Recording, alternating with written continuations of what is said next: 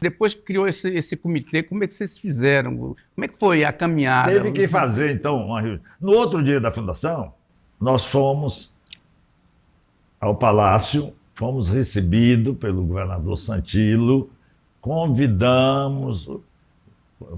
foi convidado para ser presidente de honra do comitê. E ele aceitou. Aí, em março, a gente fez uma reunião para aí realmente delinear o que iam fazer. Dali saiu a ideia, foi lá na Federação da Agricultura. Os outros não queriam, ainda não tinham. Na FAEG. A FAEG. FAEG, né? É? Goiás era FAEG. FAEG. Ruizinho Cavalcante foi presidente. Mas nessa época, nesse momento, o Haroldo Rastoldo, foi secretário do Siqueira, que era daqui, de Urupi. Né? Foi um canal muito bom, né? E fizemos uma reunião lá de organização. E no dia 13 de abril, lançamos o Dia do Tocantins, para lançar oficialmente a corrida para colher as assinaturas e apresentar. Uma data que não está na história do... não é Por quê? Né? Dia 13 de abril. Essas preocupações, o Estado foi criado rápido e implantado. É uma data importante, né? 13 de abril é uma data importante. Foi chamado Dia do Tocantins, teve muita divulgação. Nós tivemos, desde o primeiro momento, eu gosto de destacar, a presença, a ajuda da imprensa. O comitê ficou formado por 13 membros. 13 dirigentes, né? Todo mundo. E aí você distribuiu tarefa, teve planejamento, como é que foi isso? Mas nos grupos, todo mundo participou, na sua cidade participou muito, mas tinha uns 4, né? O João, o Célio, Adão Bezerra e eu, que a gente reunia mais nós. Doutor, eu imagino que vocês dividiram tarefas, por exemplo, vocês iam coletar assinatura, né? Vocês teriam também que sensibilizar os deputados de Goiás a serem unânimes na escolha, né? Porque se não fosse... Sim, os daqui já estavam fazendo esse trabalho, né? E havia muita simpatia em Goiás, havia muita simpatia. Nessa foto nós vemos aí um deputado de Goiás, o Solon Amaral está aí. O Brito Miranda também era deputado. Era bancada de o Miranda era líder do governo. Miranda tem uma participação decisiva na coleta das assinaturas, das 41 assinaturas dos deputados estaduais. Unânimes. Foi unânime. Quer dizer, nós tivemos um apoio unânime, o governador. Então, no dia 13 de abril se lançou a campanha. Aí saímos a campo. Pegando assinaturas. E a ideia era formar um comitê. A gente passava rápido e deixava um comitê formado em cada município. Doutor, você tinha dinheiro para isso? Como era? Não, cada um pagava a sua despesa. Eram pessoas que tinham... o avião a gente conseguiu, né? Conseguiu lá de Longe Santos. Transbrasiliana, Araguarina, né? Que fazia transporte no estado. A Gemicano cedeu o avião mais vezes e terminava conseguindo. Chegar nessa situação aí, que aí é a entrega, que vocês entregam as assinaturas para o presidente da Câmara, o deputado Ulisses Guimarães, para chegar nessa situação aí, demorou mais ou menos 1 ano e meio, né? Não, foi no mesmo ano, Foi em agosto. Porque se vocês começaram em 87. Não, começou, mas teve que correr, foi um negócio corrido, assim. Fim de semana, era então, depois daí que passou a tramitar. Não, faziam 3, 4 municípios no dia. Então essa entrega, a partir dessa entrega aí, foi só o início da tramitação. Da emenda popular. Para começar a tramitar, né?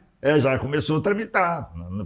No dia que a gente fez a entrega formal, já protocolamos. E vocês tinham prazo para fazer essa entrega? Tinha que fazer, porque tinha prazo das emendas populares para poder fazer Porque a Constituição de 88 não foi trabalhada, não foi votada sobre um projeto. Quem fez o projeto foi a própria Comissão de Sistematização. Essa comissão teve um poder danado nessa Constituinte, né? Sim, mas chegou um momento que fez, juntou. Aí foi votar o projeto de Constituição, que antes não era só a formação do projeto. E houve uma fase que as pessoas podiam fazer sugestões de emenda constitucionais, tem uma fase que as pessoas... E houve muitas sugestões. Mas se o Congresso quisesse, ele poderia ter negado a criação. Sim, sim. Então houve um trabalho também lá no Congresso. Sim, o trabalho lá no Congresso, né? Porque lá eles era quem eu decidi. Tá? Esse trabalho junto às comissões. No dia 1º de setembro, eu fiz a defesa da emenda na Comissão de Sistematização, que reuniu no plenário da Câmara. Então, foi debatida a emenda, foi inclusive discutida, com muitas partes. Doutor Araci, nesse período aí, o senhor está dizendo que todo mundo se uniu, e é fato, né? Uniu, até a criação do Estado. Aí, quando criado o Estado, aí houve racha, né? Porque já teve duas candidaturas, uma de Siqueira e outra de Zé Freire. Sim, chegou um momento que definiu praticamente as coisas, porque as coisas, quando dar certo, elas vão encaminhando. Foi encaminhando, aí já começaram a aparecer, né? E é legítimo, você não podia fazer um Estado sem pensar quem ia governá-lo, né? E o jeito de escolher os governantes seria realmente uma eleição. E a eleição é feita com partidos. Sim, né? mas vamos colocar o Tocantins tinha vários deputados federais. Só dois. Dois, era o Siqueira e o Zé Freire. Só. Por que ficou o Siqueira como criador Mas do foi o Estado? Siqueira, mas quem acompanhou dentro da Constituinte foi o Siqueira. Eu vou chegar no dia 1º de maio de 87. O Siqueira era relator da Comissão de Organização dos Estados, da Subcomissão de Organização dos Estados. O Siqueira escolheu, só participou dessa, foi o relator. Então ele tomou a linha de frente. Naquela reunião de março ele já chegou lá, ele participou de muitas reuniões nossas. O Siqueira levou a Subcomissão dos Estados para fazer uma audiência pública em Goiás, naturalmente na capital, em Goiânia. Foi lá no plenário da Assembleia. Nós organizamos lá e a Assembleia cedeu o plenário. Claro. E levou esse pessoal lá. Houve uma certa movimentação muito rápida. Foram convidados os parlamentares do Estado, todos, naturalmente, o governador do Estado, o presidente da Assembleia, né? E o presidente do Tribunal de Justiça. Nós fizemos mostrar. O presidente da Assembleia era o Frederiquinho, não, né? Hein? O presidente da Assembleia era o Frederiquinho, né? Fez um belo discurso, apoio. E o Santilo, o governador do Estado, fez um discurso que eu sempre classifico um discurso antológico, quando ele declarou oficialmente o apoio dele. Naquele dia a gente enxergou que o Estado estava criado, né? Porque havia convergência de todo mundo. Todo mundo era a favor. Como é que não criava, né? E o Siqueira era o relator. Então, inclusive, tem uma decisão acolhendo a nossa emenda. A emenda foi acolhida por ele. Ele foi subscritor, e o Freire foi subscritor, e muitos outros deputados federais.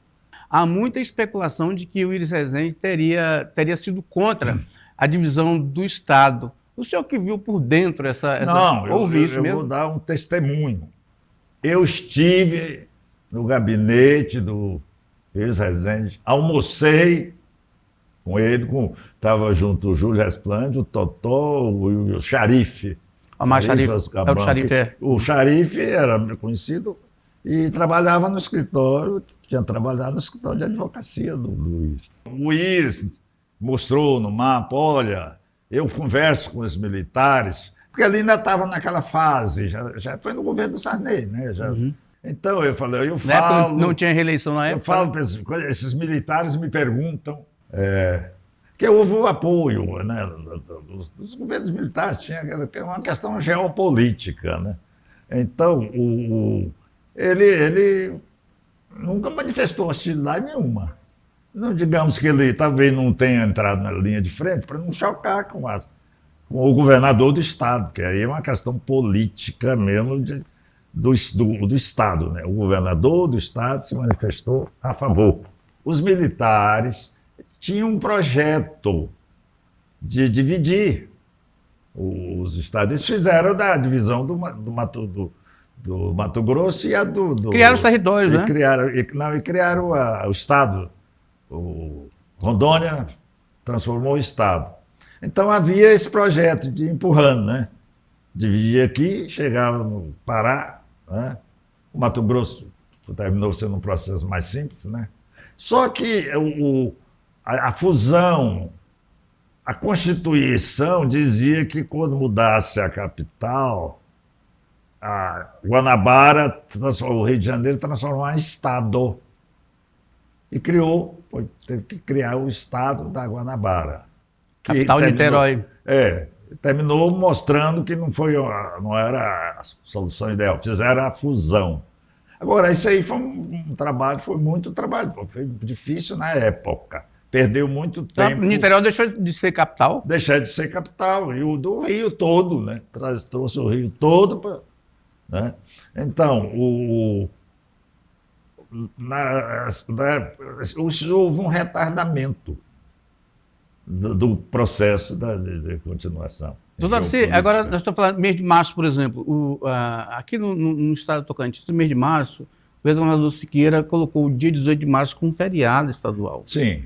A gente sabe da Constituição que tem uns limites para questão de criação de feriados, né? Não, o Estado não pode criar feriado. Pois é. Não existe feriado estadual. E aí os deputados estaduais decidiram acabar com esse feriado de 18 de março. Porque estava batendo em função do comércio. Com 19, que 19 São José. É feriado do município. Por quê? Por que só o Estado e só a União pode criar? Porque o município cuida dos interesses locais. E quem resolve abrir comércio ou fechar comércio é o município. É o município. Agora, mas quem legisla sobre direito do trabalho, sobre o trabalho, é a União Federal.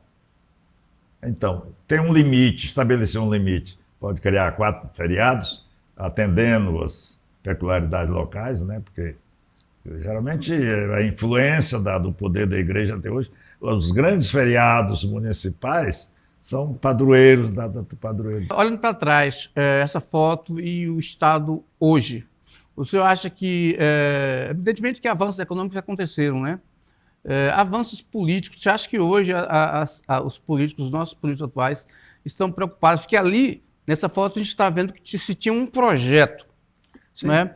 Hoje, o Estado hoje, os políticos conseguem... Tem um projeto, esses políticos hoje têm projeto. Você acha que a gente está avançando politicamente ou a gente continua assim, parado nessa foto que representou um projeto? Eu tenho dificuldade de opinar porque eu não concordo com as pessoas que dizem no meu tempo era melhor, no meu tempo era melhor. Que aí eu estou excluindo, bom sou eu, os outros todos não são bons. Né? E não é assim, e não é verdade. O mundo evolui, cada vez a sociedade está melhor. É claro, tem altos e baixos, né? E a política renovou, mas não tanto. Se olhar, a renovação não é assim tão grande, não. Mas mudou, os tempos mudaram, a política mudou. Hoje as prioridades mudaram, né? Então é natural que tenha mudado. Agora, qualquer avaliação, se foi melhor para a opinião, é uma avaliação política subjetiva também, né? Então, mas o que você puder dizer, melhorou tudo. Se tiver que responder com uma palavra só. Nosso programa, infelizmente, tem horários, é pouco tempo, né? Mas a gente agradece demais a sua participação aqui. Tenho certeza que o telespectador foi acrescentado em muito com parte dessa história do Estado. E agora, nesse mês de março, que é um mês importante para a gente, né? As águas de março, né? Exato. Mudaram muito, né? Muito obrigado, doutor Darcy. Eu que agradeço. Estou sempre disposto a conversar sobre o assunto. O que Ulisses disse é que era bom ter aquelas assinaturas, né? Para que não ficasse a criação... Sim. Não ficasse dizendo que era trabalho de um ou só de um, né? E justificou a desnecessidade do plebiscito, que havia previsões de plebiscito. né? O plebiscito é exatamente para dificultar. O referendo vem depois, né? O Estado foi praticamente referendado, né? Sim, foi mais referendo. O referendo, né? Porque o plebiscito, a emenda foi a função, por 60 mil, 80 mil assinaturas, num eleitorado de 400 mil. Então foi realmente plebiscitária, né?